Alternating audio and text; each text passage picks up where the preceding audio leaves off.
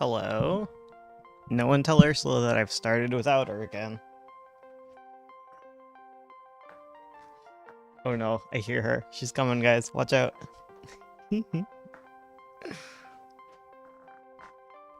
This chair is so flat. What is that? Let's transition. Okay, we transitioned. Hello.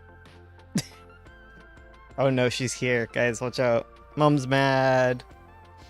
God, we're looking so 30. Yeah. Tell them to join the Patreon so we can get them. I cannot hear you. This music is so loud. What? Yeah, tell them to join the chair. Oh, Ursula says join the Patreon so we can buy a new chair, but like I think only patrons are here at the minute.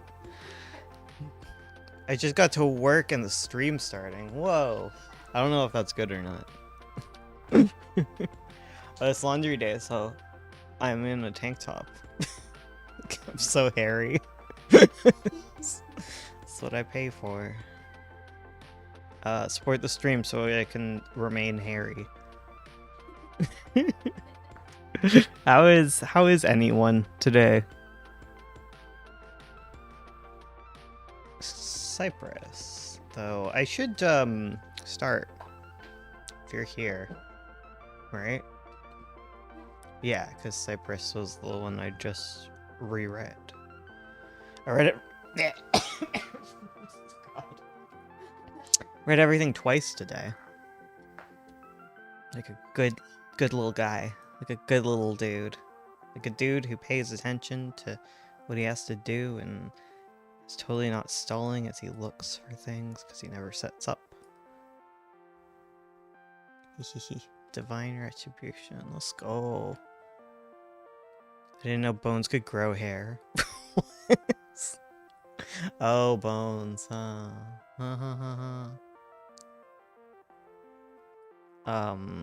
It's called Velvet.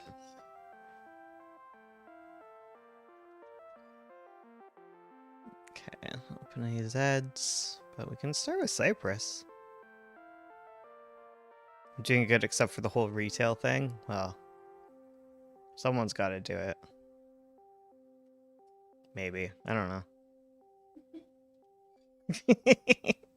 something capitalism, right? Right? Am I right? Yeah. Woo! Okay. Just organizing stuff. Yeah, let's get into this. Let's just go. So today, critique stream. Right. Today's the critique stream. I got distracted a little bit. No, but today's critique stream, I say for the third time, it's the critique stream, which is when we critique the patrons who submit their art and writing, and I critique the writing, so we just get to stare at my face. Thankfully, we are saved from staring at Ursula's face, because you also get to look at the art. So, like, if you don't want to look at her ugly mug, there is art for you to look at the same there's nothing that can save you from me. I guess you could like minimize the screen and like you get the same experience. So yeah, I'm gonna start by grabbing a dinosaur. Which one do we want, guys? Let's get this little dude. Let's get a little Stegosaurus. We got a little Stegosaurus for me to fiddle with. Oh god, our town smells like poopy right now. It does! Ursula laughs, but she knows it's fertilizer time. You live out here, and it's fertilizer time, man, every time.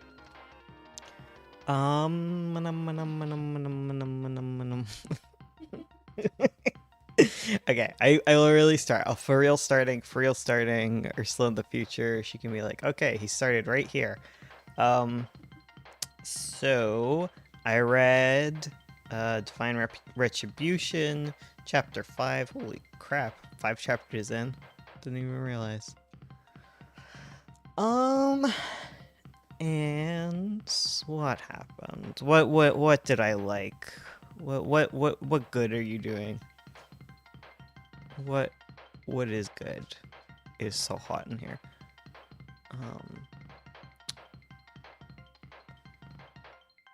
I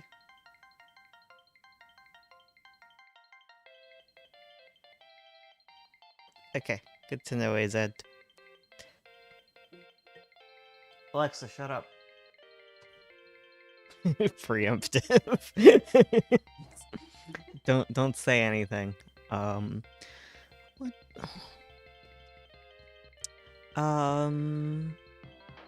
I liked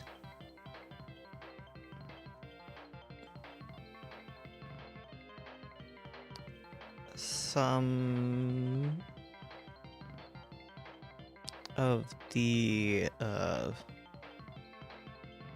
description. I liked using the restaurant thing to talk a little bit about was it Aurelia specifically? Like to use that as like a little bit of a springboard to talk about where she came from, like, originally. And I think it was a good section for showing off, like, some description through POV.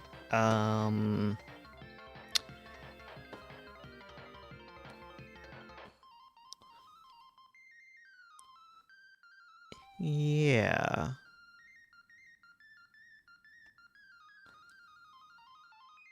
Trying to hint that she's not from Thafeld a little bit.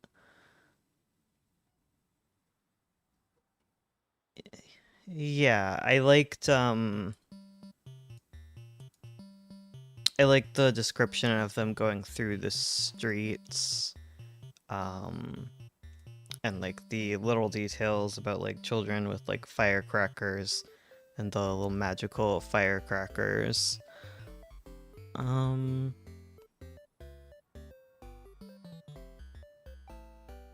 So yeah, there's some improvement in that area. And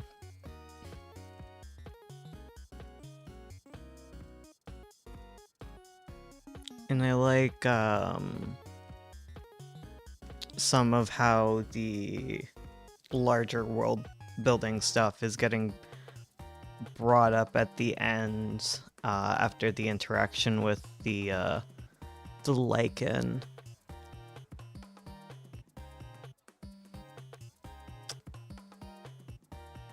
And the concept behind like the mirror is also pretty cool. I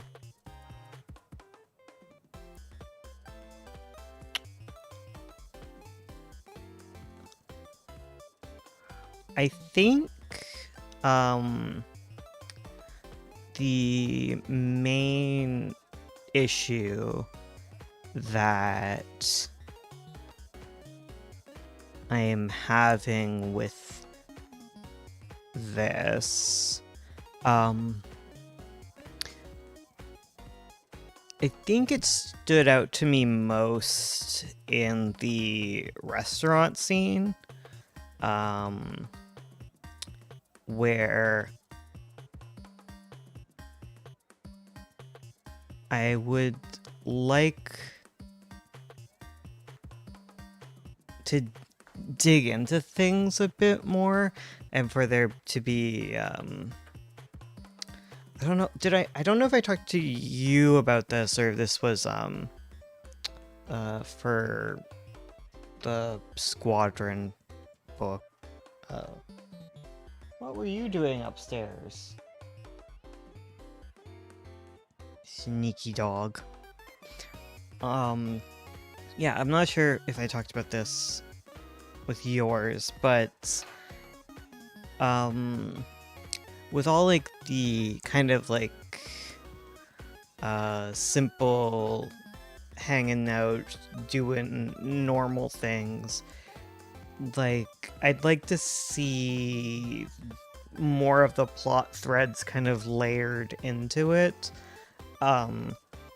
Because it's okay to have a scene where they're all just kind of chill and chatting. And like a little bit of plot is brought up in it.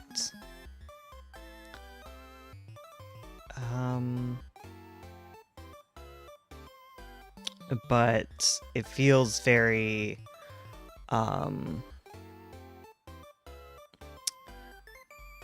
what it doesn't it I didn't quite understand the purpose of the scene. It didn't feel very important, I guess. I wasn't sure what we achieved in going to the restaurant specifically, because usually if we're gonna have a slow scene, we're gonna be reflecting on stuff that has previously happened. But we already had quite a few reflective scenes before this.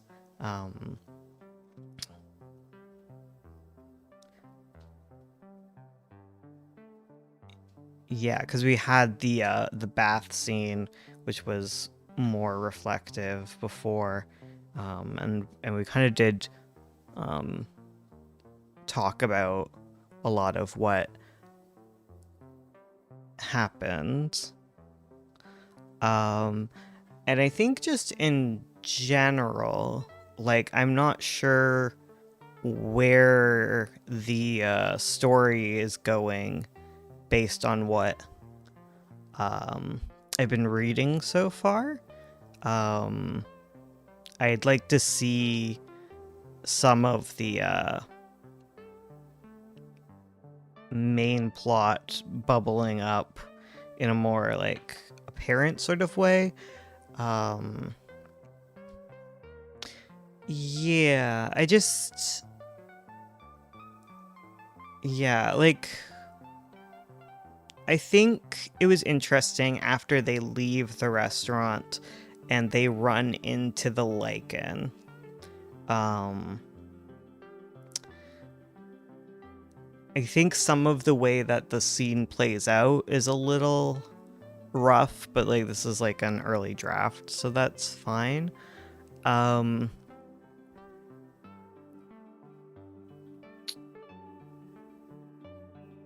Like I find it's a lot of stuff that's very on the nose, and it also kind of just like he approaches them and then he just kind of stops talking to allow them to have like their little discussion. And it also, I think another issue I'm finding with it is because no one's all that upset about what happened there, or no one even seems very like interested in what just happened there, so they're just kind of like talking about why it happened, so it feels very directed at the reader. It kind of comes across as like, okay, like as you know kind of dialogue, whereas like I want to know a little more about how people feel about what's occurred. Like one way, I'm not saying this is the way you should do it, but like one way you could fix like both of these problems is to have them run into the lichen on the way to the restaurant, and then you could use the restaurant as a time to kind of like piece through what happened. But as it sounds, kind of like you're having like an action scene where you're stopping to rest and discuss things, and you're also having like a rest scene where there's like nothing really meaty to discuss. And I think that was the main thing that stuck out to me in this section that you sent. Um, I could tell something was off with the scene. The comma feeling weird was definitely want to change it somehow. Yeah, I think it's just very it's very matter of fact and very straightforward. Where it feels like a tense scene, but everyone's kind of just shrugging it off.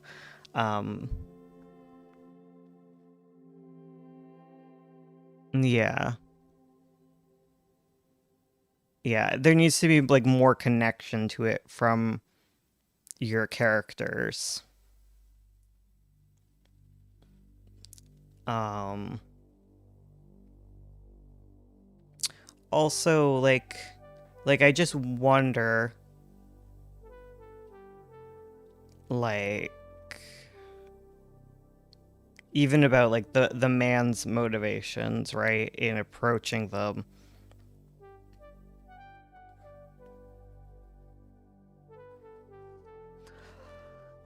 Like my consider like I guess what confuses me as like someone who doesn't know the world, so there might be like an explanation for this, in which case you need to get it across. The man approaching her is getting upset with her, but she's also kind of like an indentured person, right? So like I don't know why he would assume that she's with them of their own volition, right? And like why she's getting like yelled at specifically by him. Like there could be a reason. I do like the idea of it happening before the restaurant though. Messing with that could give some actual dialogue at the rest of the restaurant scene. Yeah, they need something meaty to go with their dinner. Yeah, and I'd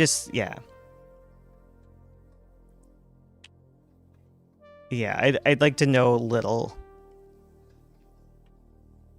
I think like just the motivations of the yelling man needs to be a little more clear, and like his like putting yourself in his shoes, is he just kind of like, yeah, it's hard to say.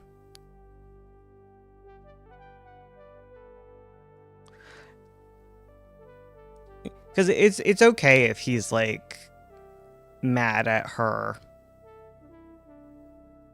Um,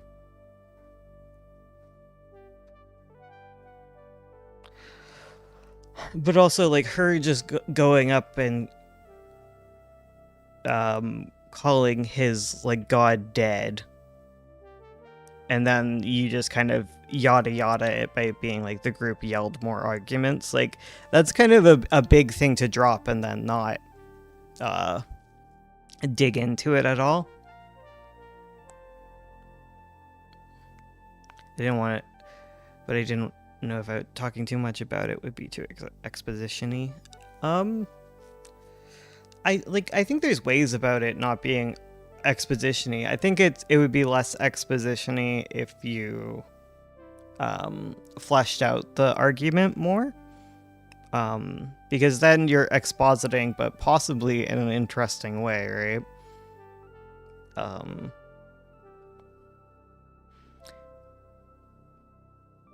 Yeah, because like you are dropping a lot of exposition, but it's like it feels disconnected from the scene itself.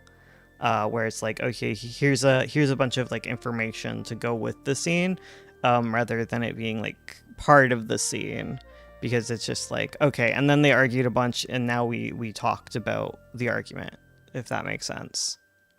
I mainly was looking for a way to finish it. Being first draft, I was like, figure it out later. I struggle with it.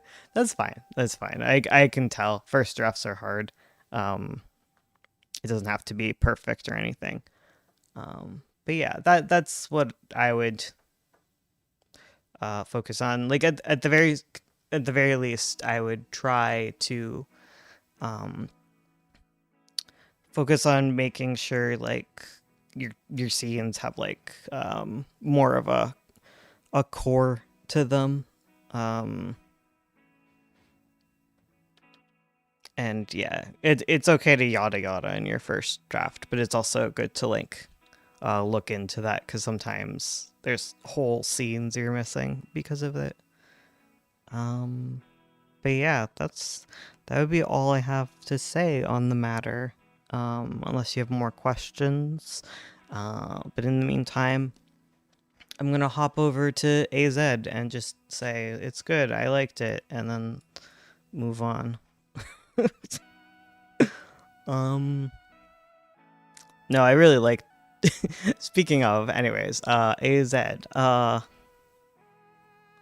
plot revolve around the gods and whether they're dead or not. The cult group is one of the factions that cause conflict.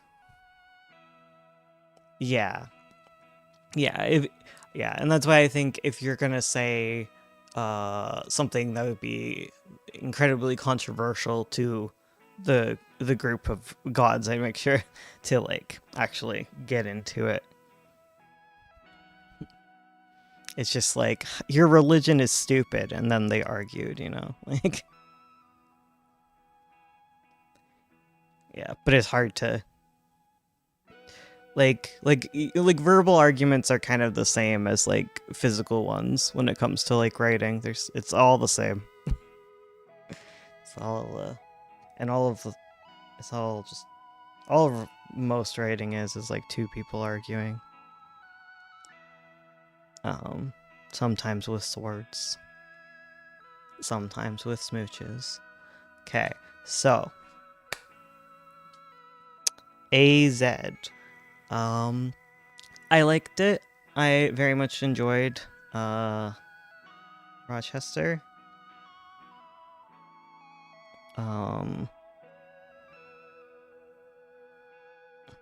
I love the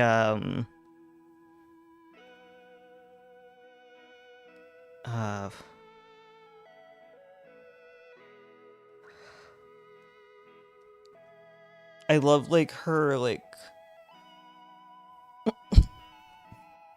her what is it? It's like it's a weird allyship, and like how she's trying to like get that family back together and trying to give Des hope. And I love it because like I sense that she's a little too optimistic, and also Des is really good at messing things up, so it's always good to foresee a large fuck up on the horizon. And I like him breaking down after it. I think that works really well to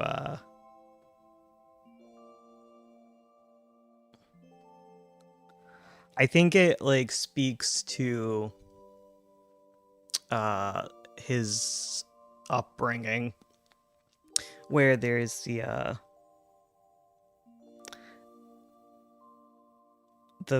I imagine there's a very pleasant front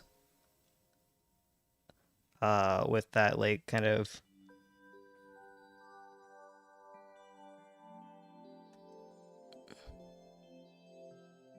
I don't know how to describe what I'm thinking, but I can kind of get a sense of things, and it also makes sense with his whole oh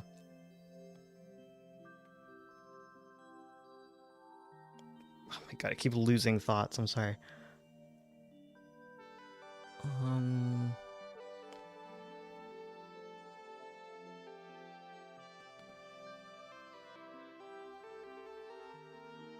I just really liked it. I don't know. Stop writing good stuff. You make my life hard.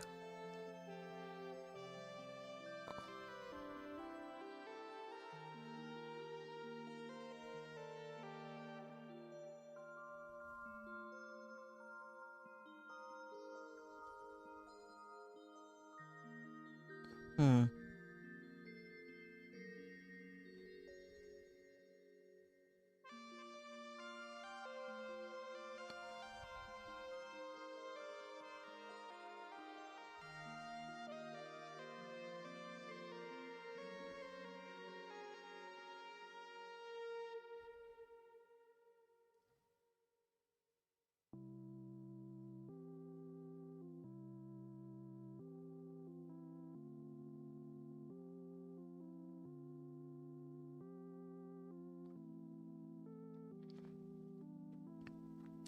Yeah, it's just I don't know. I very enjoyed it. It's one of those things.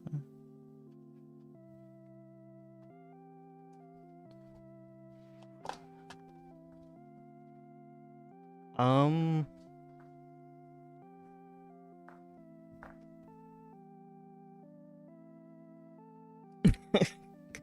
I don't know. I know you're said you be quiet, so I don't know what to add.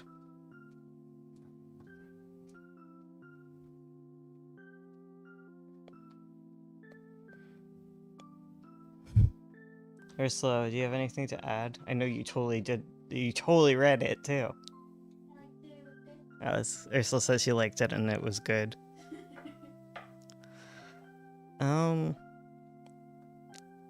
I just like I just love insidious old money people, you know. It's very much a category of conflict I enjoy. If you do have any questions, I guess you could ask me, but like I don't know, it's just really good. And I'm very interested to see it hit the fan, so to speak. I'm so sweaty. I'm a sweaty gamer right now. Where's the sweaty switch? I'm gonna hand you guys over to Ursula. Gonna slap you with a BRB. Oh. I have to. This is good.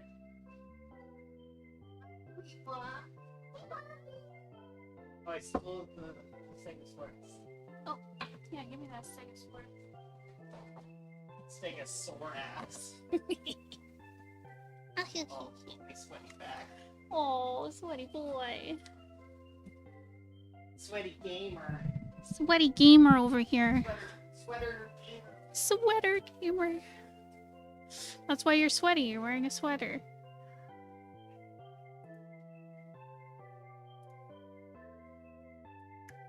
Hello, everybody. I am here. Let me find what I'm looking for here.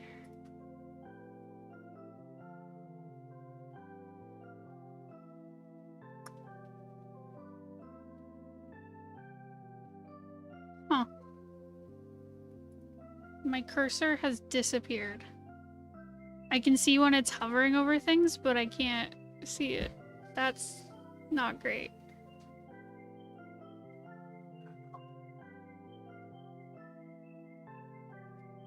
Huh. That is a weird glitch. What did I do? I can't see the cursor. I can see when it hovers something, but I don't know where it is. Yeah, I just pressed a button. Pressed a button? I just clicked this. What the hell did you do? Oh, nothing.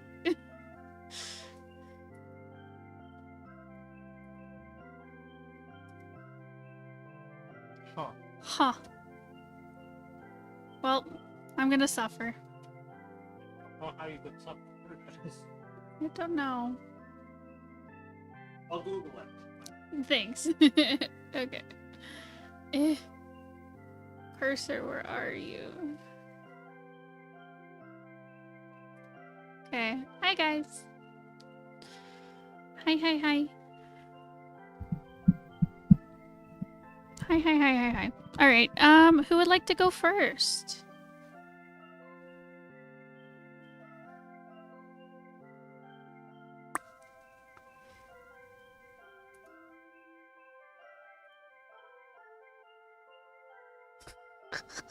This is terrible. Or the mouse cursor has disappeared.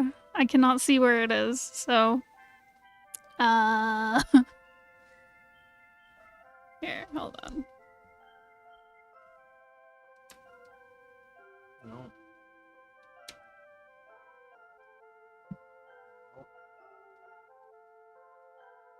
Hold on. Technical difficulties.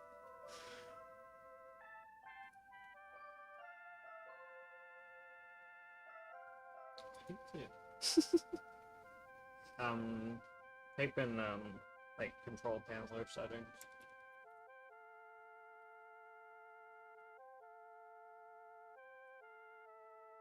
Like mouse, maybe?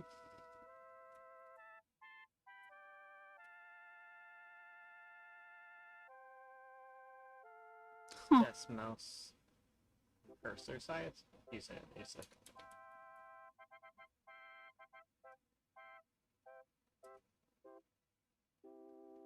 Hmm. Whoa. Whoa.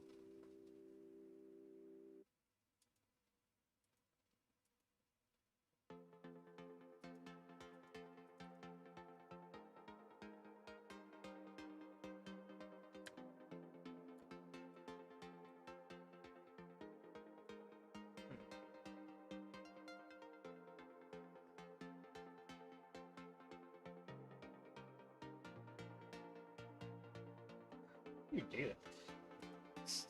I don't know what I Because did. I had it and I left. I opened. All I did was I pulled open the window with the artwork, and that's it.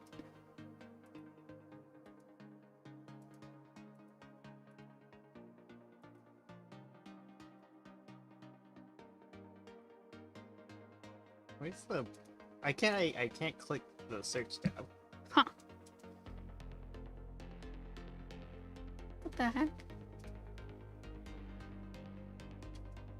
Can you press like escape?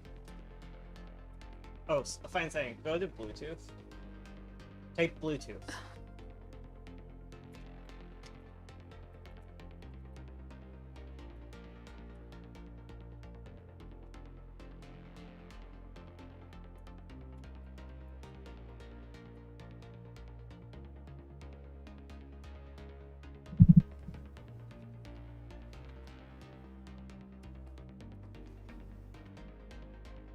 Sometimes. Ah, might want to reset. Oh man, okay. We have to come back because something's gone terribly wrong. So we're gonna reset and be back in a bit. What the heck is going on?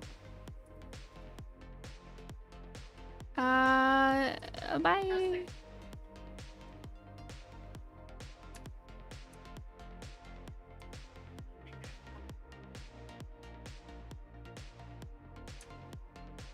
No.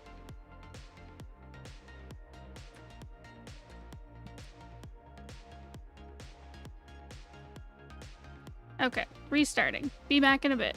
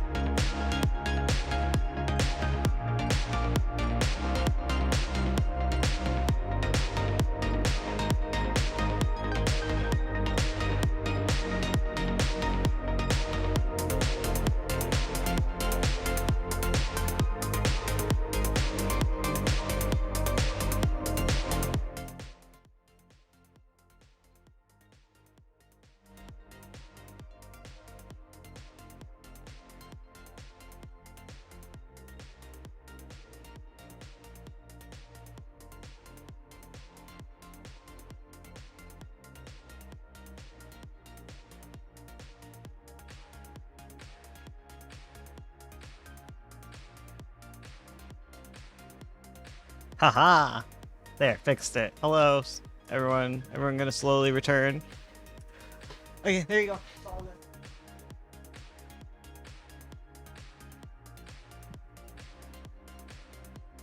I don't know what happened. Oh, we're back.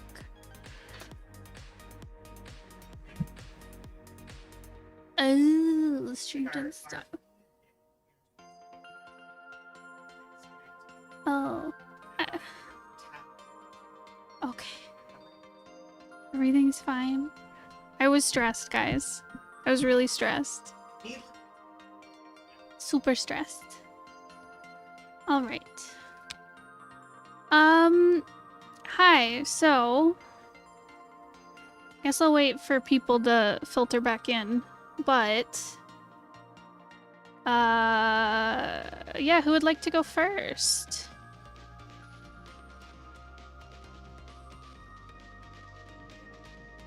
Because we have Ink, Kuroe, Nali, Alice, and Mouth today.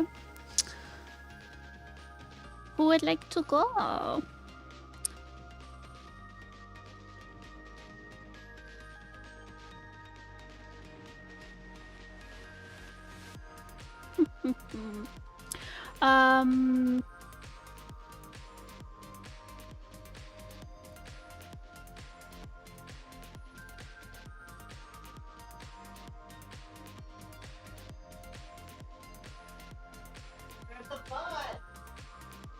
What? Let me drive the bus. Let me drive the bus. Okay. So I think people are filtering in, but... oh, okay. My dogs are cute. My dogs are good. They're cute. Oh!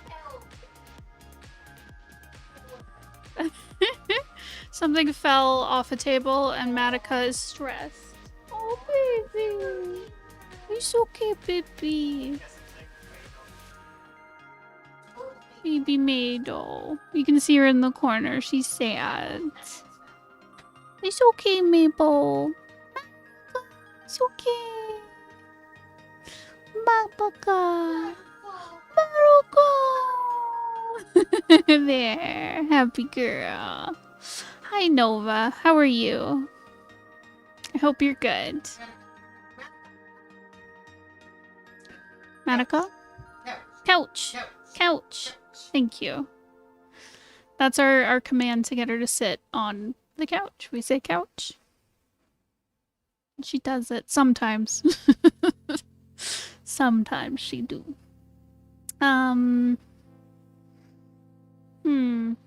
Gosh, I am so out of streamer mode. I don't know how to do it anymore. Bones is like the streamer of the house. That's true. I'm the editor now. I do the edits, I make the thumbnails, that's it. I don't even do the art anymore. So I don't know how to chat on stream anymore. I'm out of practice. I don't know what to do. I need to make some videos. I have some, like, scripted. I just need to sit down and record, but I keep avoiding it. I should do it sometime. Yeah. I want to say I've been good, but I've been kind of meh recently. Job hunting is hard. It's not fun. But I'm trying my best. For people who don't know, I lost my job back in May, and I've been job hunting and working on comics and bumming around the house. Yeah, so it's been tough, but I've been getting lots of comics done, which is really nice.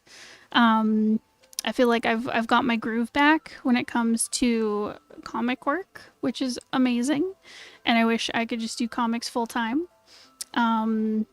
That would be the dream, but I also need a job with benefits and security, so I gotta keep looking. And I want to get back into YouTube slowly, but you know, one thing at a time. I'm getting better at drawing elephants. Oh, hell yeah. I need to work on drawing poses and trunk and ear poses.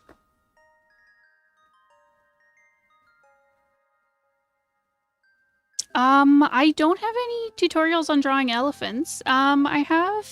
We have one of our bigger videos was talking about drawing anthros, or furries, I guess. Where I did discuss kind of like how I learned to draw animals and then translate that into like an anthropomorphic character. Yeah, I'd say the best thing to do for that is just to keep studying and keep practicing. I find when I start to draw like a new subject, like say like an elephant, like a new animal that I'm not familiar with, I'll start by doing a bunch of studies. So I start with doing some kind of outlines, like I'll just grab reference images and kind of outline the images to get kind of like a feel for the shapes. And obviously these aren't used for like any pieces of work. That's just for my learning. So yeah, you can trace some reference images, and then what I like to do is I grab reference images of the animal. I like to get skeletal diagrams as well as like musculature diagrams, just because that gives you like a really good like, you know, you understand the structure of the animal that you're trying to draw, the same way if you're trying to draw a person, also an animal, I guess.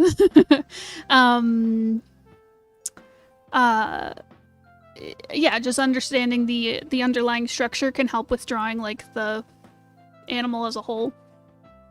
Because it can, and it helps with posing as well, because you can understand like, okay, this is what their skeleton looks like, this is what their jaw looks like, so this is what it looks like when like the mouth is open or the leg is bent or they're, you know, doing X, Y, and Z. Yeah, so it does take a lot of study and a lot of practice.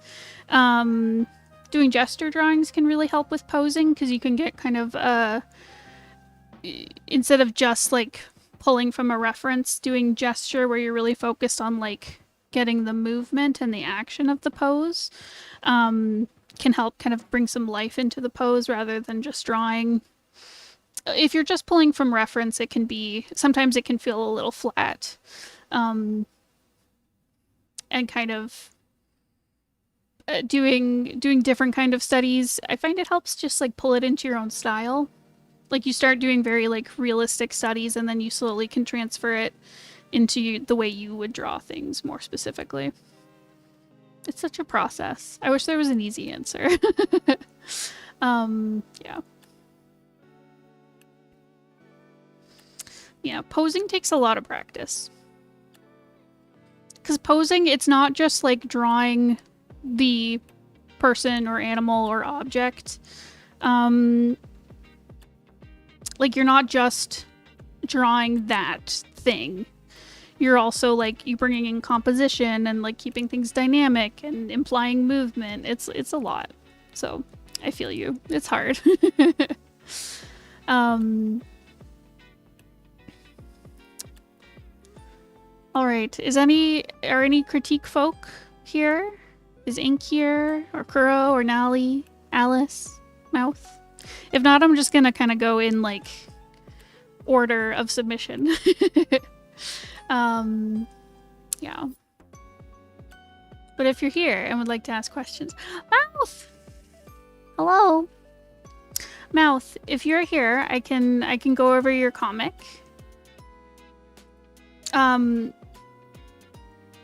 My one question though is, what would you like feedback on specifically? Is there anything like, yeah, is there anything with the artwork you wanted feedback on directly? Like, is it composition of like panels? Is it like the way you draw things, typography, any of those things that like, is there anything feedback on? Because the comic you submitted, being that it was like part of an anthology that Bones edited, is he already had a lot of influence on the artwork. I'm not exactly sure how much, because he didn't bring me into that process very much, but So I look at it and I'm like, this is great. This is everything we need it to be. It looks amazing. So yeah, more specifics on what you want feedback on would be really helpful, so that I'm not just like randomly picking at things when honestly this is like a really great comic.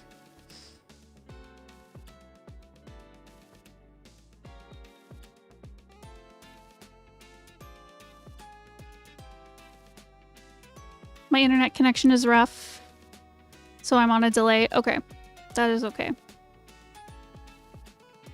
Good to know. Look, there's Fatal. Fatal in the background. Oh, I love when he sleeps in that big bed. It's so cute. He's so sweet, my Fable.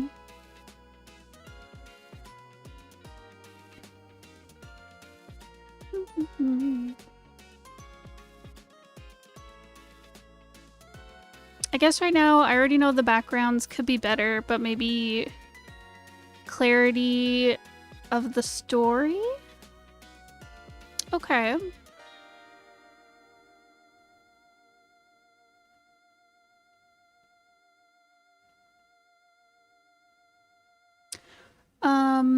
It's very sparse in text. It's a lot of visual humor, so I hope those jokes come across.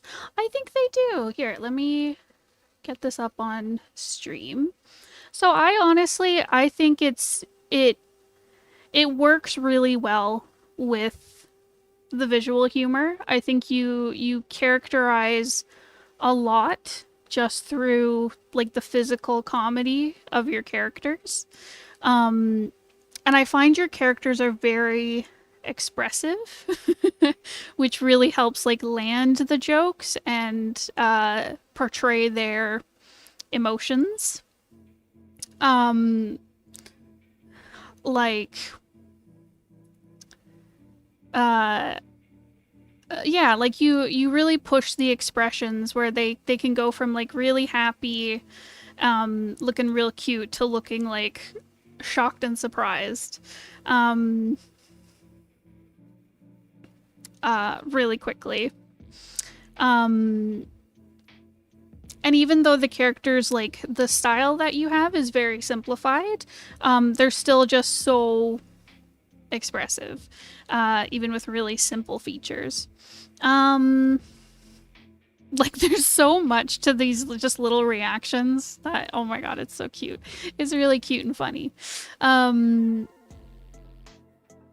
Where I think you do a really good job where you have all these like smaller panels of kind of like setting up your joke, where so you've got this coconut that's actually a bomb, right? Where we show them getting the coconut, we show him opening it up, putting the bomb in. We can see clearly that like the fuse is the straw. And he's giving it to the target. We can see that it's lit. And then they come back and they're like, oh no, and then it explodes.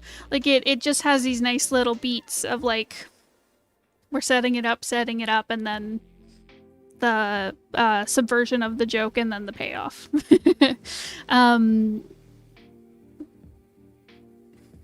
I wish I understood how to set up humor. I think I've always, it helps that Bones is really funny. I think he understands humor a lot more, like teaching humor, integrating humor into his work a lot more than I do. So I think I can lean on him a lot for it, but I'm not exactly sure how to explain like how to set up and pay off jokes.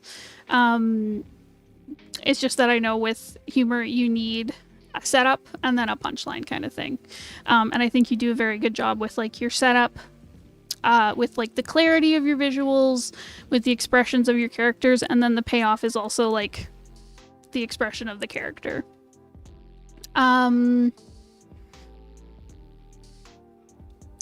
Yeah, where I think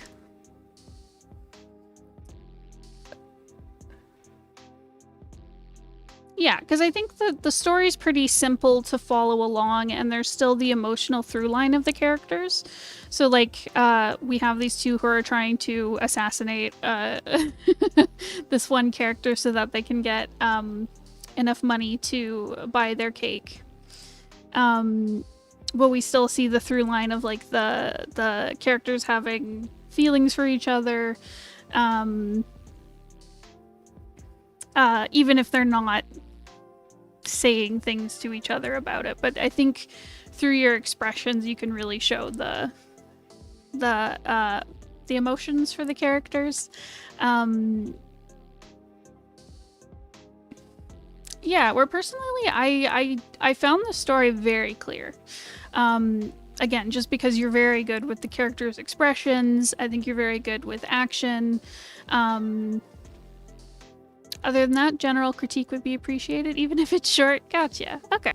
Yeah, so, like, I keep repeating myself. Like, I think your visual storytelling is really great. You're very good with pacing things out, setting things up. Your characters are very expressive. Oh, I love this page. It's so sweet. See what I mean? Where it's like we just see little snapshots of their emotions, and their expressions are so good. You just know exactly what they're feeling. It's so good. $8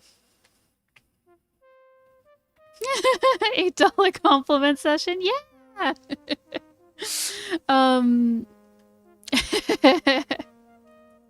Basically.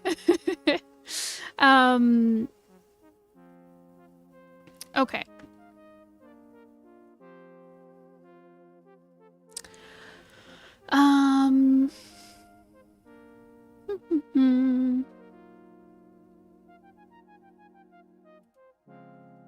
I think the only thing I would say, and I'm not sure if it would work for this comic specifically, so I'm not sure if it works as like a good critique of this piece, but maybe for future pieces. I think there's some places where I think more setting needs to be set up. So this comic in particular is very cartoonish. I don't know if that's the right word, but it's a little more silly and focused on like the gags and stuff.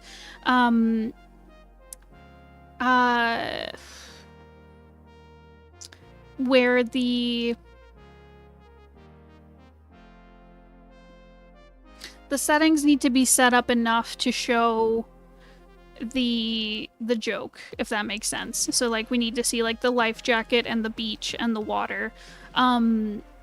Whereas like I think if this was like a slapstick. I think if this was like a longer, maybe more like I mean it has a narrative, but you know, like a more kind of like in-depth. Yeah, exactly. Spy versus spy. It's very like slapstick comedy gag focused. Where you're setting up your setting enough to get the joke across and to get like the major setting across. But I think if this was like probably a longer story too, I think having a bit more focus on like, here's the setting, here's where the characters are in the room, and having that more spatial clarity, if that makes sense. Because I find like the way this is set up, the setting feels a bit amorphous, where it can be whatever you need it to be to set up the joke. Like obviously I can tell they're on an island, I can tell there's stuff being filmed, they're at the beach kind of thing. So like the setting's clear, but I think for future work I would love to see a more concrete physical space, if that makes sense. Like I'd love to see like an establishing shot where we see like the interior of the living room, and then we can see where the characters are standing exactly within that living room and see them interacting together. But again, I'm not sure if that would work for this project specifically.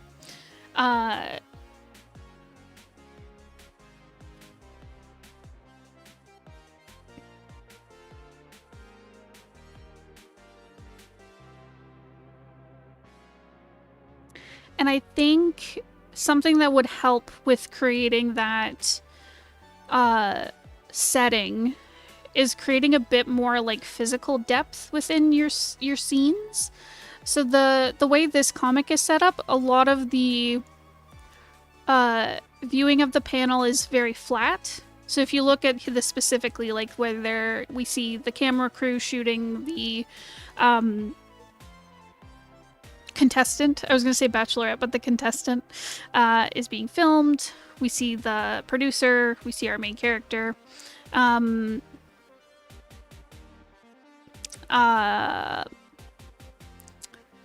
It's set up.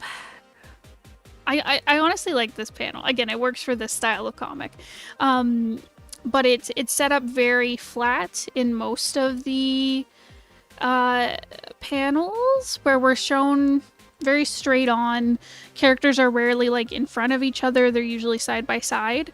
And it works for this because a lot of physical slapstick comedy, you need a lot of good you need kind of good visibility on like everything that's happening, where the focus isn't on like a cool dynamic shot. The focus is on like the character being yoinked off the panel or the character getting bopped on the head kind of thing. Where I think in some cases, if you added more kind of depth and 3D-ness to the piece, it might make the slapstick confusing.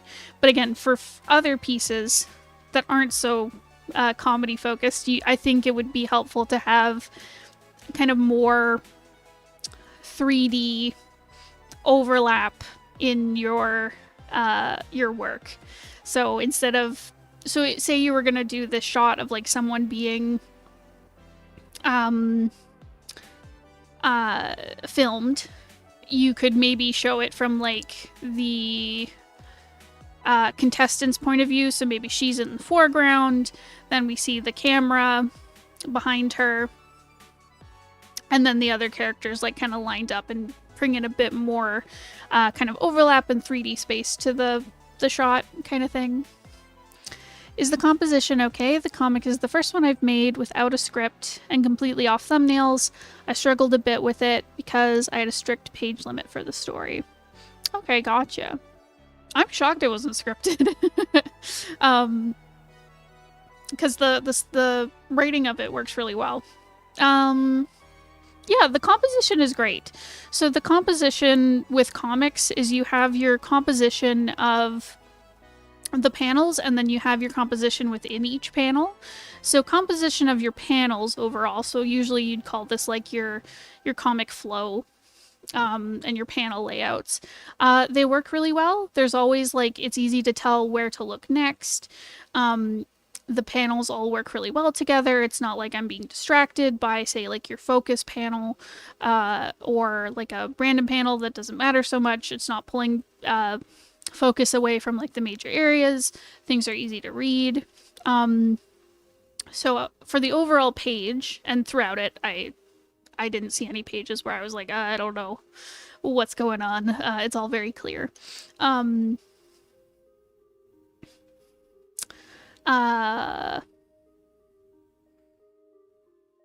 but your layouts have great composition.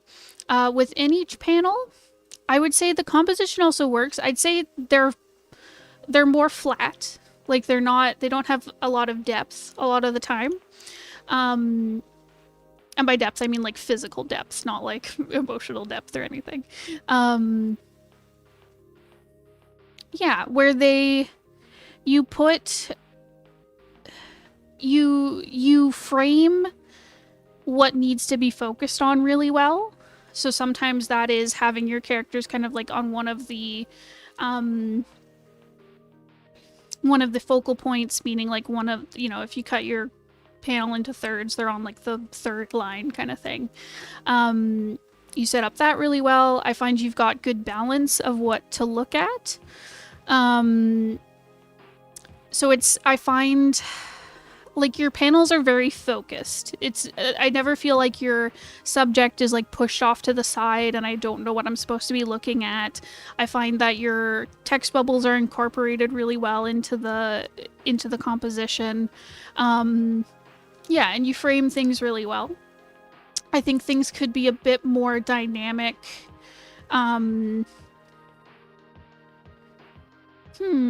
Actually, I'm not... How would I describe that?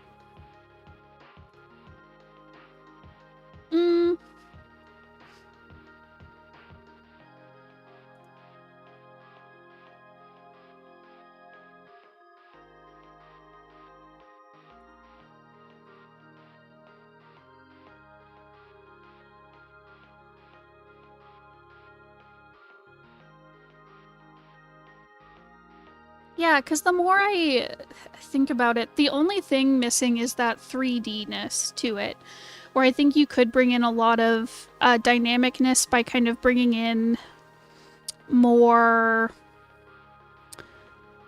kind of diagonal through lines, if that makes sense. I find your work is very... Shoot, I'm like missing the words to describe it, because it's not that all your work is like horizontal and vertical. Like, you have overlap in your panels. Your characters are all... They work with dynamic poses and things. Like, you even have these characters, like, being blown away by an explosion.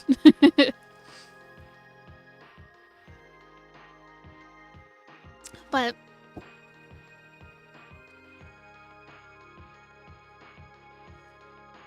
yeah, I think it's just missing that, like, 3D depth kind of perspective. Yeah, it does feel very 2D. But at the same time, like, you have, like, foreshortening and things with, like, your character holding out his paw, but yeah, I think the cardboard cutouts, yeah, in some ways. I think there's more depth to it than that, but I think the depth could be pushed. I hope that makes sense. Background makes sense. I struggled.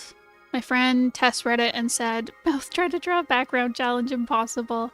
I think you have a good sense of how much background to put in, truthfully.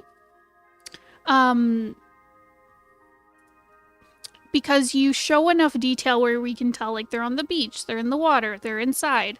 And I think you have a good sense of, like, when a panel needs a background.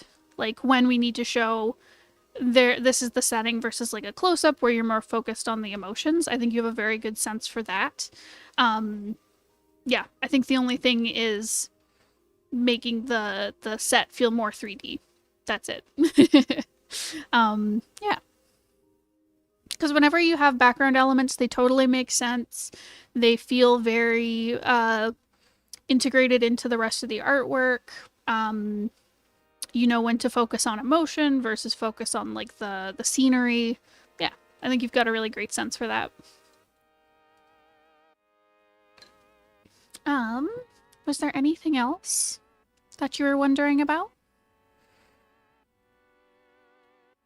I love this comic, by the way. It's so cute. It warms my heart every time I read through it.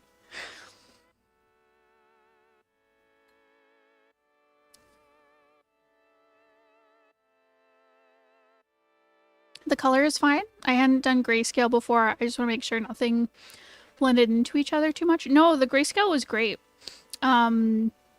I found everything, there's enough contrast between everything where, like, it's very easy to read. The way we were printing it, I guess are printing it, is I separated the purples from the grayscale. I'm excited to see how it looks printed out because we did an interesting technique that I haven't done before. And yeah, yours was really easy to separate. Everything read really well. Yeah, great work with the grayscale.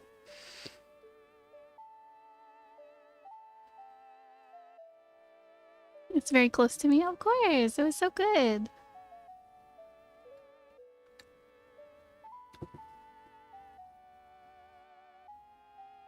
But yeah, great work with the grayscale. Very high contrast, which is awesome.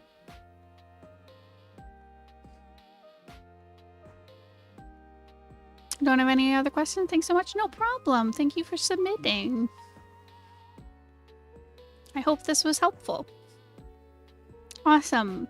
Who would like to go next? We have Ink, we have Kuroe, Nali, and Alice. So if any of you folks are here, if not, I'll go to Alice, I think. We'll see.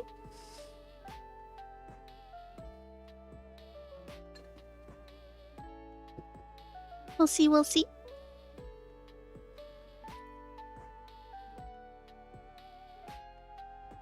Are these not the cutest? Hello? Okay, let me just check Alice's notes so that I know what to give feedback on. Doop-a-doop-a-doop. Ote. Let's see.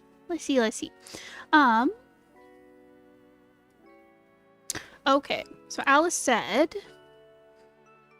it's been a while, right, Alice? If you're watching this later, glad to have you back. Thank you for returning.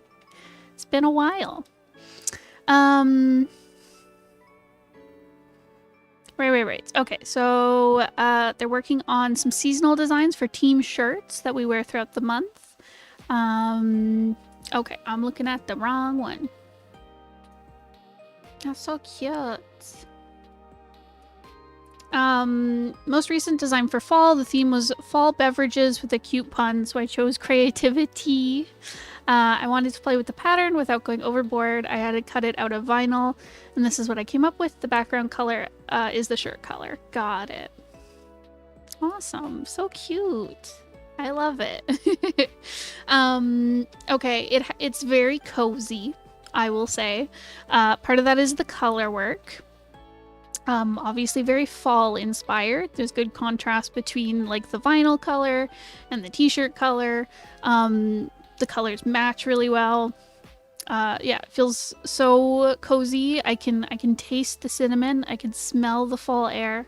Yeah, really great color and motif stuff.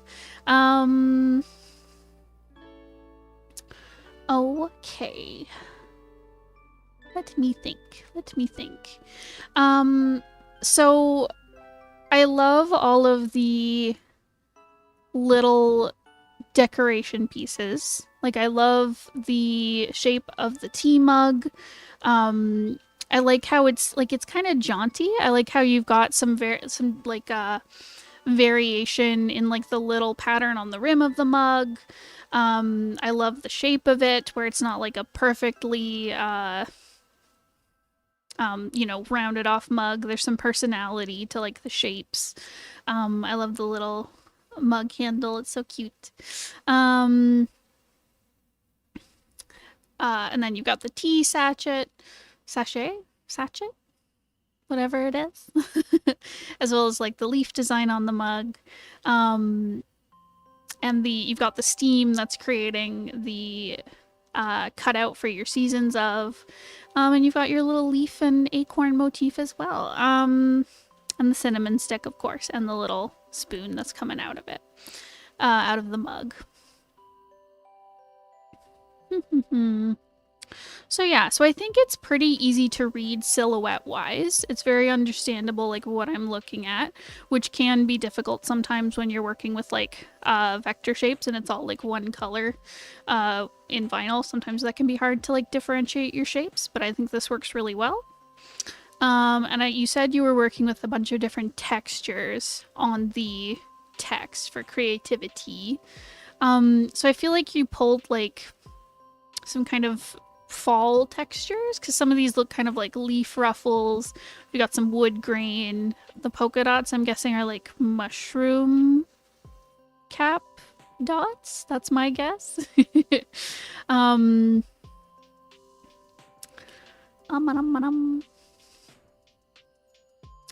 Yeah, so I like the textures on it. I think it helps. It feels very aligned to like what you've done to decorate the mug, and it makes it feel very lively with the textures. I think What you might get into trouble with cutting out vinyl is some of these like little dots and things. They would be difficult to cut. Personally, I'd clean up some of the texture just a little bit, just so that it, you're not getting any weird cutouts and stuff, or the vinyl's ripping in weird ways. I'd simplify it a little bit just to kind of help keep it from printing weird, if that makes sense. But I like the textures in it. The other thing I would say, because there's so much movement going on in the lettering, I would simplify the steam behind it as much as you can.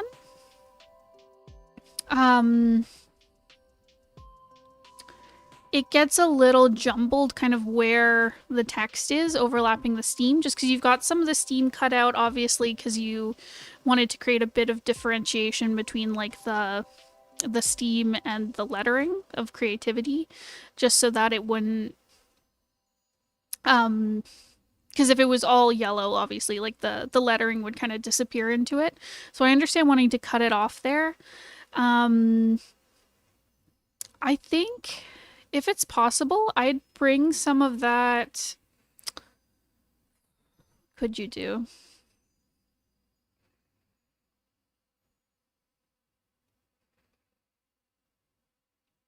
I think you could pull some things back and simplify it, and I think that would help. It might help to maybe move the acorn and the leaf kind of down to where the teacup is. Because I feel like you were trying to balance out the design shape-wise, but I think because especially the acorn, it has some little details in it, and the shape of the kind of maple leaf, it has a lot of detail to it. I think they're pulling away from the detail in the creativity text. So I would move them down if you wanted to keep them, because they are really cute. To keep them in the design, maybe incorporate them with the teacup a little bit more. And maybe fill out the steam a little bit. And you could almost go opposite with your texture, where you're using the vinyl to fill in the texture. I wonder if you have this kind of like field of the vinyl with the steam in the background kind of surrounding all your text, and then you invert the vinyl on creativity so that a lot more of the shirt is shining through. You'd have to play around with the contrast to make sure that everything's legible, but I think that would help show your textures a little bit more, because right now they're being kind of eaten up by all the detail around them, where I think if you had the textures and the text on the field of like the yellow vinyl, I think that would make them pop a lot more. And then you'd still have like the compositional balance of having like the text and the steam from the cup up at the top balancing with like the big shape of the cup at the bottom. Yeah, so that's it. That's all. Hopefully that's helpful. Otherwise, this is so cute. Like I said, such good vibes, and such a cute design. Let's see what else you said.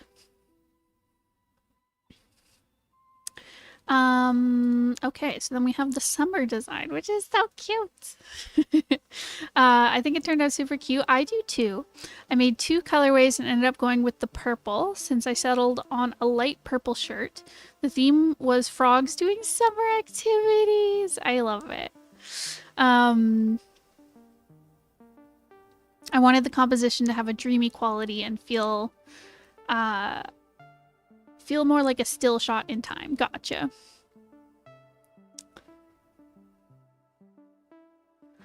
Okay. And you're looking for general critiques. Yeah, so this is super cute. I totally get the going with the purple, especially if it's on like a light purple shirt. I think that would blend it in well.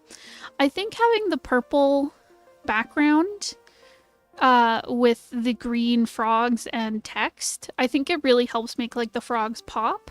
Because like this is the first one where it's all green is very cohesive, but the purple definitely pulls the characters and the text to the foreground and helps them like stand out, which is great.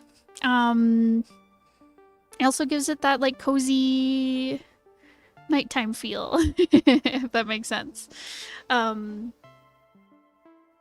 That's so cute.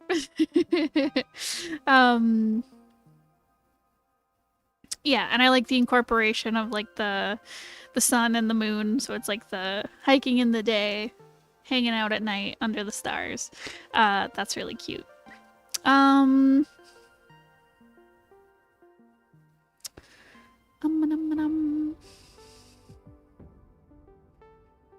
the characters are adorable. I love these little frogs.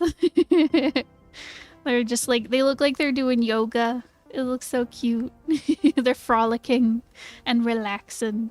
I love it.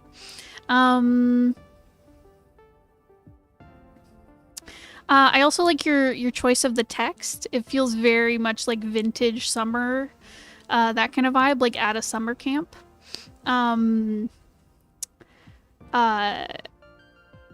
Yeah, that is definitely like the text you would use. It's very like kind of a throwback to the, I guess the 70s, 60s, that kind of vibe.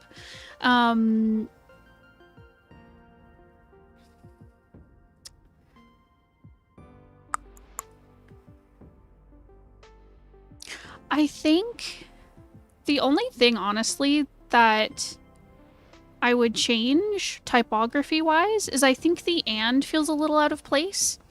Because I read it and I do say summer hikes and starry nights. But I think the "and" is kind of swallowed up by all the detail of this background here. I'm not sure where you'd put it.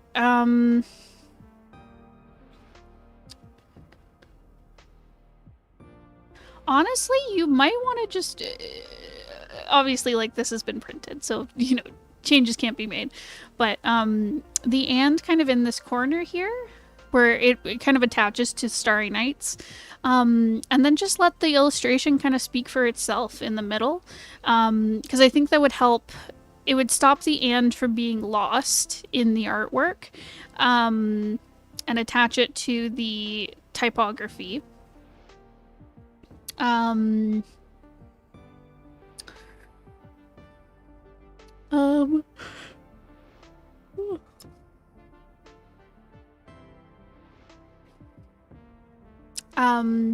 Yeah, I think it would just stop it from being lost, which would help a lot. And you have some empty space down here that you could totally use.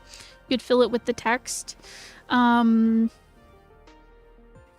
Yeah, because I think even if you just have like the path and the grass and the trees and the frogs and the sun and the moon, I think it is implied the "and" within them, even if the "and" is moved elsewhere. But otherwise, yeah, super duper cute. I love the colors. I love the shapes. I love the vibes. This is adorable. I would love this on a shirt. It's so cute. I also love the little watercolor texture in the back. That's really cool. This would be great on a tie-dye shirt. Like a little pastel tie-dye shirt. Such a vibe. Yeah. I think that's it. That's all I would say. I think just some typography movement and then you're good. This is so cute.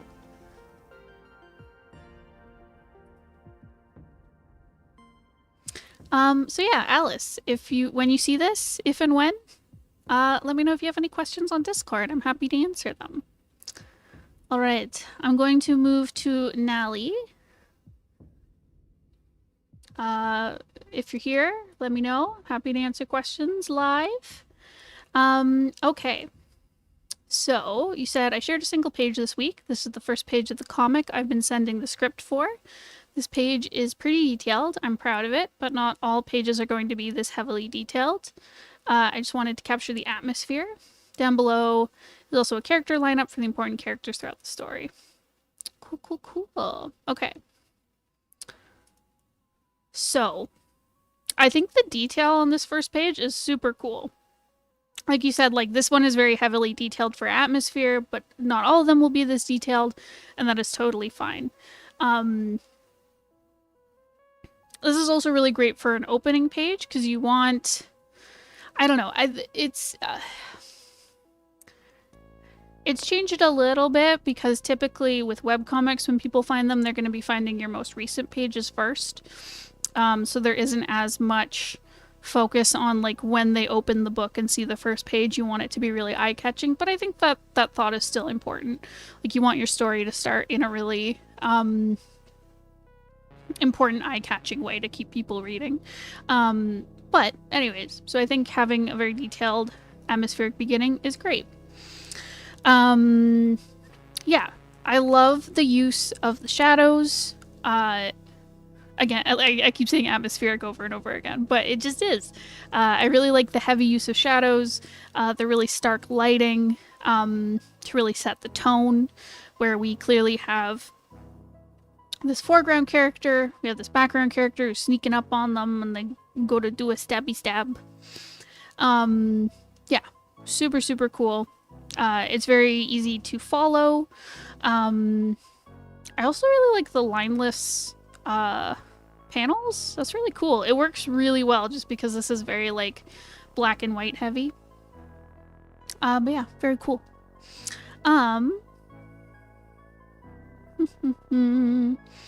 I think you've got a really good flow as well, where it's easy to kind of follow what to focus on. I know which panel to look at next. I think there's a very good setup of like your composition within each panel, so I know what to focus on. It's a very good establishment of the setting as well. We're keeping with the kind of, it's not quite fixed, but like that one camera angle, it's easy to kind of tell where everything is. Yeah, really, really cool. A very strong start. I love the little carve out of they're not all white lines. It's mostly gray because it's very, the background is gray where the foreground is more white. But I love these like lines being cut into these really heavy shadows. That's really cool. And the hatching work is really cool as well. It adds a lot of detail and depth. The only thing I would say with the hatching is I find it on his face in this last panel distracting. So I think because there's more detail with like the mouth and the facial hair and the eyes, some of the hatching work, it feels kind of cluttered. Like it works really well on the arms because there's large swaths of like just dark shadow, just like where the light is hitting, and then little bits of like transitional hatching work.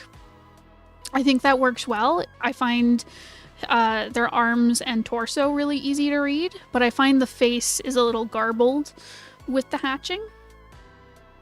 I think either the face needs to be totally lit and we get to see the expression, or you need to hide it in more shadow and kind of pull some of that detail away. I think this kind of in between kind of takes away from the expression and the moment. Because if you want to show this kind of like anger or desperation, like you can do that in these panels before, and then we just see the action in this last panel, or you can put more focus on the expression here by kind of clearing up some of the detail work in the face. Hopefully that makes sense. But otherwise, this is like fantastic opening page. Really, really great atmosphere, composition, all that good stuff. Yeah, it's really cool. It's so cool. Let me just say it's cool a million more times. Yeah, so that's all I got to say. The characters are adorable as well. I love all the different body types that you're using.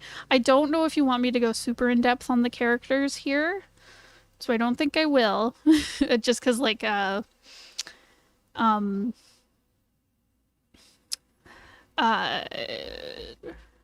because it would be a lot of discussion. But as an overall look at the characters, I love the different body types. I love the different like heights and builds. The different ages of the characters are all very apparent. The expressions are really great. You get a good sense of like kind of each person's personality. And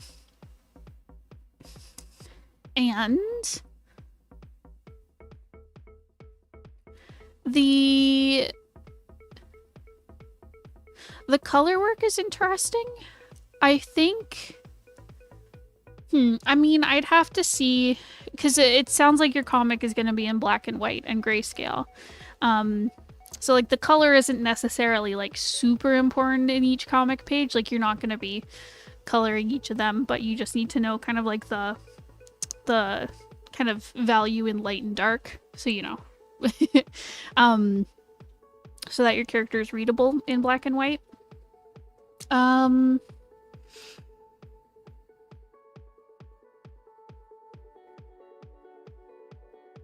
yeah, I think your colors, I feel bad because I don't exactly know what you're looking for with the character feedback. Where I don't want to like nitpick it if you're like, oh, I didn't want you to look at it at all. But I think with your colors, I think you have a good sense of like the color through lines of things. I like the use of colors where things feel like a bit more subdued. You've got some brighter colors that pop through, and they feel very like cohesive, kind of vibe wise. The colors vibe well together. I think the only issue I'm having is some of the colors really stand out, where I think they could be pulled back a little bit, or maybe, you know, push the other colors, because the blues and purples, and this orange too of Madro's, the kind of highlights on their clothing, they really pop. They're very bright, as compared to a lot of the more neutral colors like the browns and greens, and grays throughout a lot of their outfits. Which is fine. You can have like very neutrals, and then have like brighter colors really pop. But I think it feels a little off balance. So I would just say maybe play around with some of your colors. It might be that some of the characters that wear more neutral stuff, like Alkin and Joel, hopefully I'm saying those right, they have very neutral color palettes where like the only bright thing is really like Joel's eye color. Where I think if you brought in maybe some more of those more vibrant colors, whether it's like oranges or teals or purples, I think that would help kind of make them feel more cohesive with the rest of the characters. And just bringing the more vibrant colors through, or toning down the vibrant colors. Yeah, but otherwise, really great. I love the personalities showing through. Love the different body types. This looks like a really cool cast. Yeah, so, Nali, if you have any questions, please let me know. I'm happy to answer them when you see this. Alright, so let's go to Kuroe!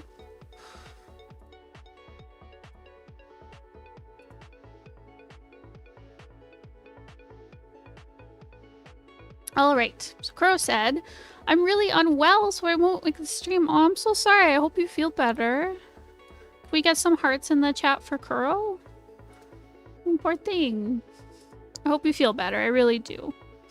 So yeah, when you see this, please don't hesitate to ask me any questions you have. So the first piece is a cover concept for Virulence. I forgot to design a logo again. Okay, so I won't go into the logo. Okay. So I'm guessing just general critique stuff. Yeah, so it gives the vibe that it's a very character-focused story. We've got our main character here. It looks very action-focused. Thank you, Kitty Garden, for the hearts. We're sending Kuroe love.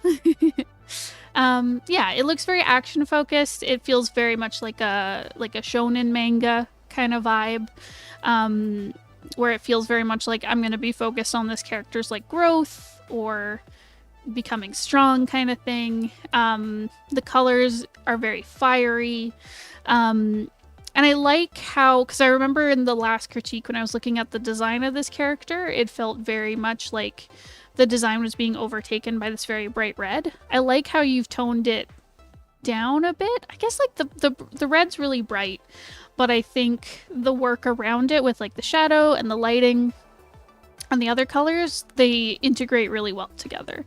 So it doesn't feel like it's not being overpowered by the red. But the red is still popping. The only thing I would say is I think the character's pushed to the side a little bit too much, or I think you need some more breathing room around your character. So I think he's in the right spot, where I like that we have this focus of him on the kind of third section of the composition, because that's a good focal point. And I like the use of like the hand and the sword to kind of like bring you around through the composition, where we can follow like the cape and the arm, the movement of the texture in the background to like look through the character. But there's no breathing room at the sides. Like it feels almost like he's being pushed off to the side a bit too much. So I'd bring him in a little bit so that there's a bit more breathing room kind of on this side. And I think with your title, so like you haven't designed the title obviously, like you said, but it feels, again, pushed to the top. Whereas I think if you had it placed here, all designed out, it would steal focus from the face. It would kind of cover up his face, which should be our focal point here from this composition. So I think he needs to be like pulled in, pulled down, a bit more breathing room at the edges. If you want to keep the title up here, make sure that there's some room for it so it's not taking away from the focus of his face. Or you could play around with other places to put it. You could put it down here. You could do kind of like a vertical thing. Totally up to you. But yeah, but I would love to see a bit more breathing room to kind of help focus on the character more. But yeah, I love the colors. I love the pop of the green, of the eyes. Again, it really brings focus to him. Yeah, and I love all the movement and texture. I think where you've placed the byline for your story and art byline, I think that's a great place to put it, because it's still legible. There's lots of breathing room for it, where it's not distracting, but it's still legible. I can still read it, and it's just placed really well. That's all I'm trying to say. Yeah, and obviously it's a concept, so things will be tightened up more. But yeah, I think this is a great concept. Okay, second is a monster/demon design. What a cutie. What a good dog. For virulence. Okay. Good dog. That's it. That's all my comments. Okay, so right, so it's a demon/monster. Yeah, I'm getting kind of like jackal vibes from it. Like it feels like it's either like an evil kind of like jackal-y dog, or maybe like or maybe a deer, possibly. I think that's just because it's very skinny and it has like the long snout and ears. But yeah, it doesn't look like an animal of this earth, but I can get dog vibes from it. I can get deer vibes. I think if the feet were a bit more detailed, that would help, because I can't tell if it's hooves or if it's paws. I think that would help with it. But I love the shapes. I like how it's got this very jaggedy kind of triangularness to it. The swirls in it are interesting. It feels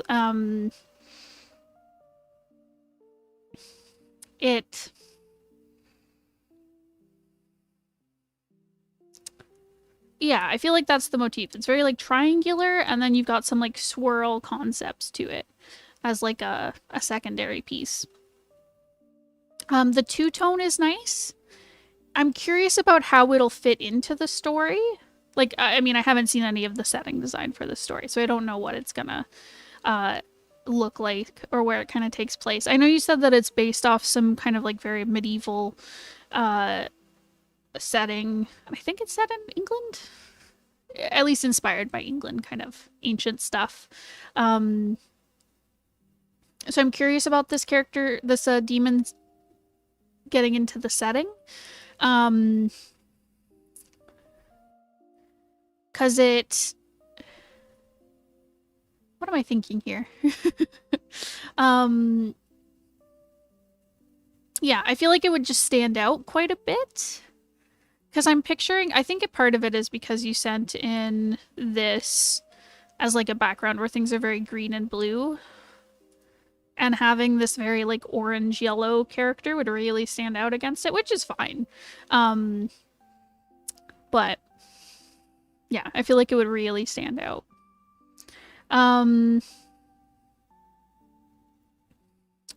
I'm also curious if it's like a sentient creature, like if it speaks, or if it's more kind of beastly.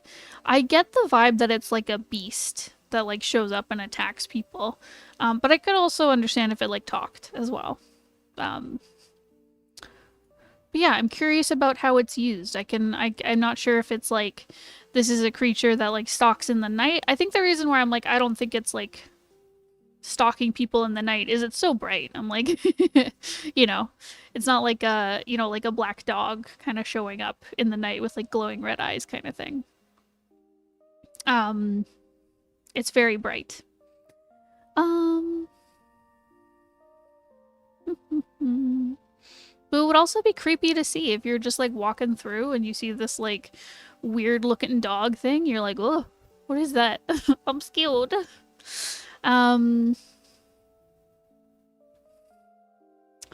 Yeah, and I think you could push the kind of jankiness a bit more. What I really like, I like the face. I especially see it in this more rendered out version where it's very like skeletal and sharp. And I like how in the neck, like you've got these kind of like bent angles, and I love where you see like the rib cage and the back of the creature is very like janky and jagged. I'd like to see that a bit more in the legs and the tail, like maybe using some more angles and really pushing it. Same with the ears, where they just feel kind of like softened up. I think part of that is your swirl motif, which I think you can still have. You can still imply a swirl. But I think having these like curves and things kind of takes away the creepiness. It softens up the demon a bit too much. So I think if you like sharpened them up, maybe made it a bit more angular, more janky looking, even if you wanted to show muscle in the legs, I think you can really carve out the muscles a bit more so they're less cute. Like because they're more rounded and soft, it's coming across more cute.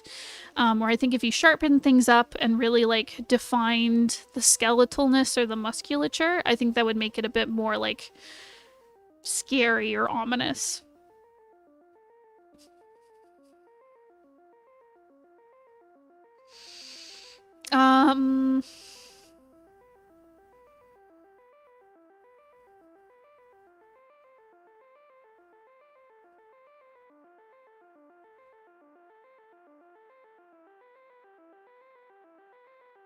Yeah. I think that's it. I think that's all I have to say. If you have any questions, please let me know. So the last one is Alpha. We stand. So his appearance and virulence. He's the village elder and Castor, the main character's mentor. Second picture is his young form in his own comic for reference. Gotcha. Okay, but he has his own comic, but he shows up to mentor Castor. Okay. Cool. Okay. So he's a woof. Gotcha. And he's got the red motif as well. He's cool. I like him. I like the red. I think it does help set him as a what would you call it? The mentor character to Castor, if their colors are very aligned that way. I do really like the use of a wolf and a red cloak and an axe. It's very Red Riding Hood coded in a really fun way. But yeah, and his shapes are great. There's this very triangular set to him where you've got kind of like a triangle implied in his tunic. We've got the triangular tufts in the fur with the shape of the ears, with the shape of the axe. You've got it in the shape of the cloak. It's kind of like squared off triangles, which I think works because he seems like a very because a square kind of shape means like a very sturdy character. You know, they could be dependable or strong, etc. Which I think works for him, but I like the triangles too, where maybe he's a bit crafty, he's a bit clever. But yeah, he looks like he's, despite his age, he's a very well-trained warrior. That's the vibe I get. And he's gonna share his wisdom with Castor. It might be just because he's got like this very serious look to him. I feel like he'd be kind of like dry and gruff in the way he like communicates and talks, but he's secretly like a kind fellow. That's my read on him. He's cranky grandpa, but he's grandpa, you know?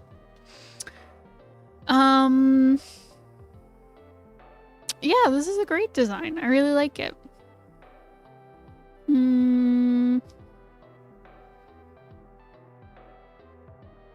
Again, and I said this when you first submitted your design for Castor, I'd like to see the red pulled up through his design a bit more. I can tell that the grays and blacks have been toned with the red a little bit, which is helpful.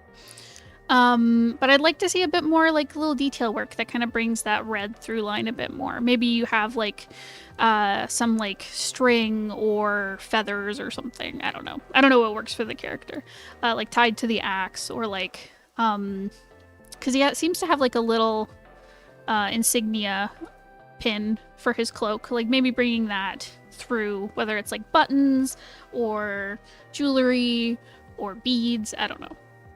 But yeah, I'd like to see that pulled through a little bit more. Yeah, just to balance it out a little bit. Yeah. And I think that's it. I think that's all I got. He's a cool guy. He's a cool grandpa. Yeah, Kuroe, I hope you feel better. And please let me know if you have any questions. I'm happy to answer. So now we move on to Ink. Ink, if you're here, make your presence known.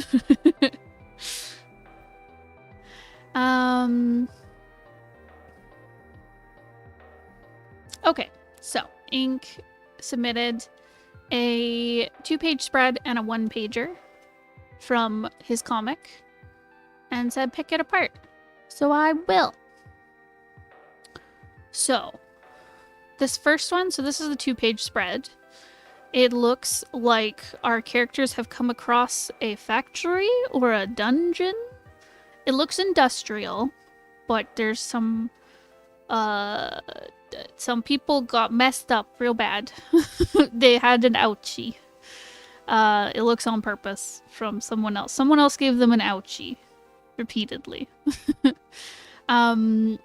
looks like a machine or a creature in here. I'm not sure. I haven't seen the script in a long time. Because it looks like there's been like scratches or gouges on the glass. I'm not sure if this is a creature or a machine or both. There's people who have been like they've become like one with the floor. There's some storytelling. It also looks like there's this floaty thing. I'm not sure if it's like an alarm going off or a creature that's seen them. But yeah, but it looks like they stepped into like a torture factory.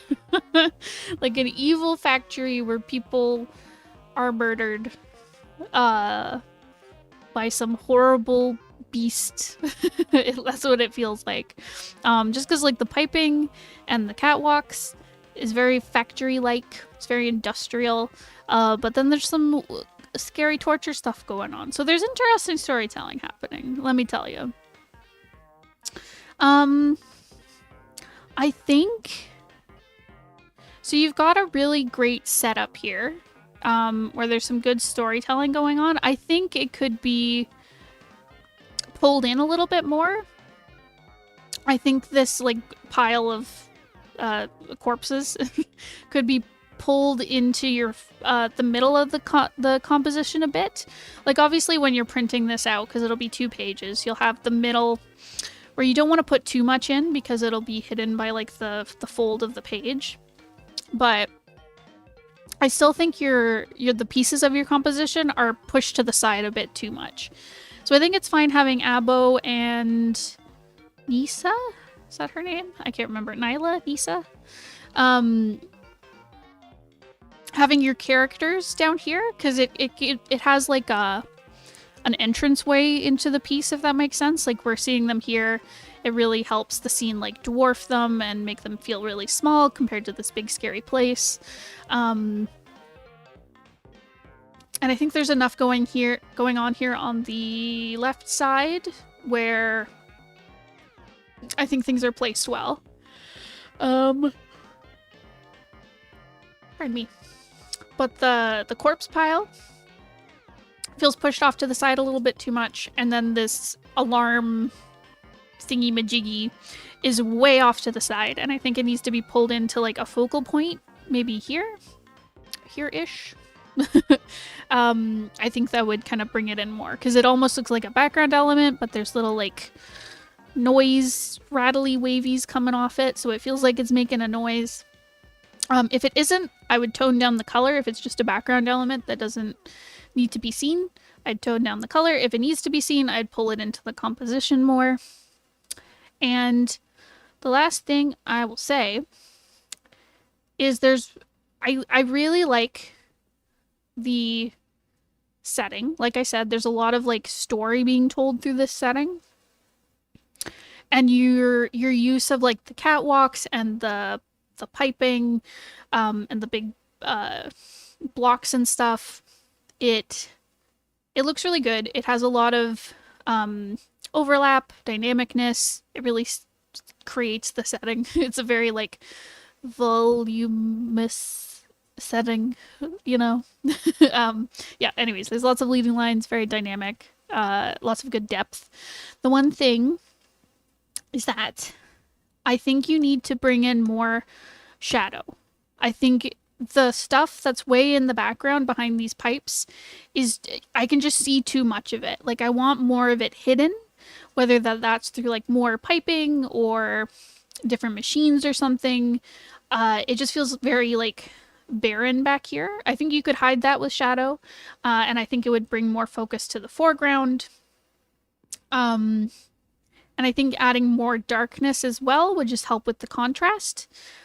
Things feel a bit mid-tone through it, so I think you need to heighten your shadows and bring in more highlights and move some of those composition things around. But as for a setting, it's really, really cool. Like I said, there's some really cool storytelling going on. I think there's just some little details that need changed.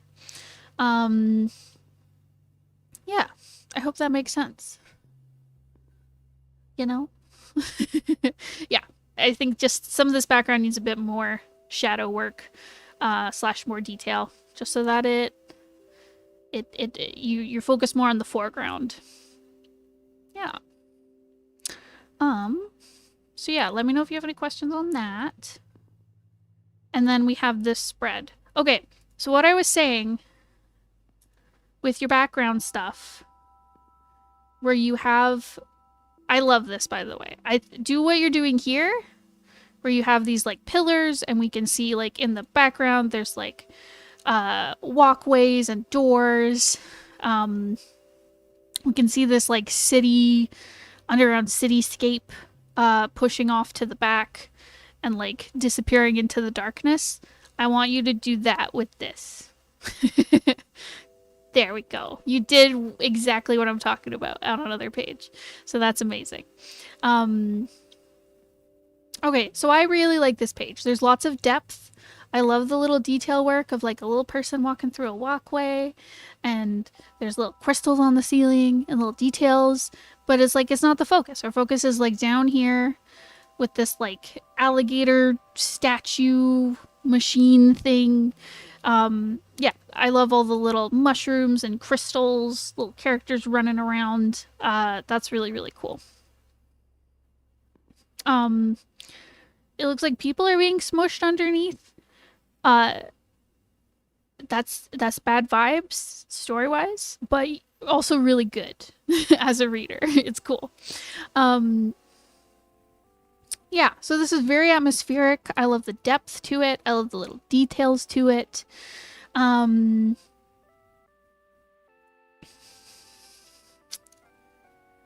ba, ba. Yeah.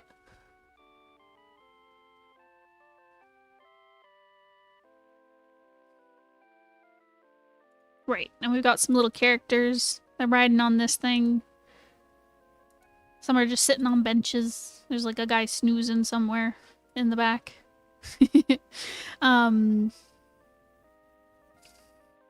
Right, so it feels very like lived in. It's a really cool space. I totally missed that our main characters are sitting down here. I think more attention could be drawn to them. And I think a big way to do that, so you have these crystals and mushrooms that are like glowing.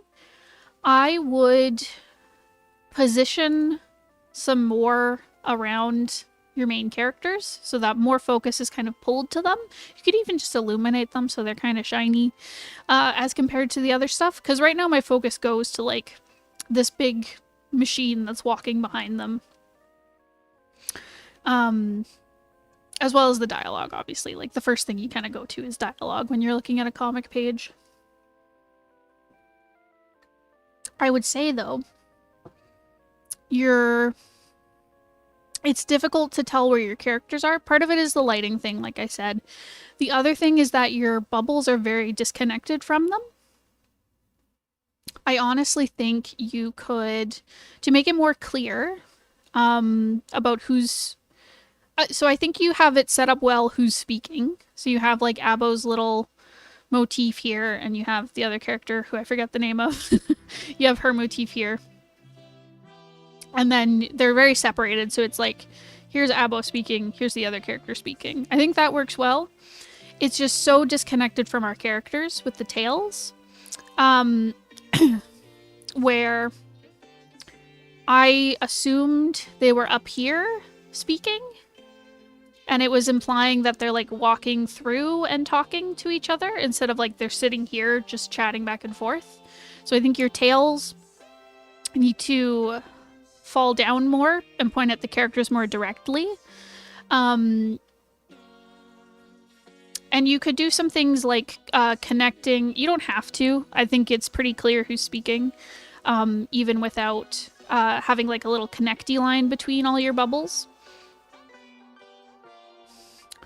But I think having an individual tale for each bubble is causing confusion, where it's breaking up the time of when they're speaking, if that makes sense. Because if you have bubbles that are connected, so sometimes the bubbles can connect directly, or you can have like a connecting line between bubbles, it implies that they're happening very close in sequence. So whether it's like a back and forth conversation or it's like a big speech of a character, it implies like they're happening very quickly. Whereas if you break every bubble apart and they all have their own tale, it implies a great amount of time is happening between each bubble. So it in this case, just looking at it as right now, it feels like they're saying something and replying. There's some time passing.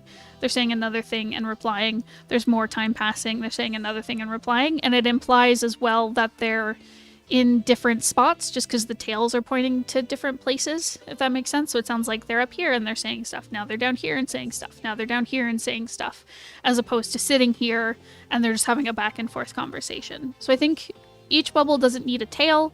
I don't think you necessarily need to connect them. I honestly would just give the bottom one each a tail towards the character. And I think you could also pull them together. You could pull the two columns together a bit closer. I keep the way they're layered so that you can understand who's saying what first and second. But they could be pulled together a bit, so it feels a bit more like a rapid fire kind of back and forth, if that makes sense. They're a little distant, and I think compositionally it would also work better so that your conversation is more pulled into this third of the composition. Yeah, so I'd move her dialogue kind of over to the left a little bit. But yeah, this page's setting is really cool. I love the depth of it. There's so much cool detail. Yeah, I think just the dialogue boxes need some changes, and the characters need to be highlighted a little bit more. But otherwise, this is fantastic. This is so cool looking. So yeah, ink. When you see this, let me know if you have any questions. I'm happy to answer.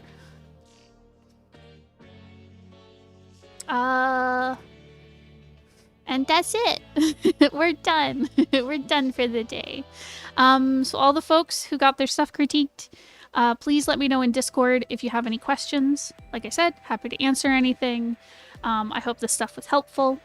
And if you are watching this and you would like your own work critiqued, we do all kinds of stuff. We can look at comic pages, we can look at thumbnails, sketches, character designs, setting designs, comic scripts, novels or prose, short stories.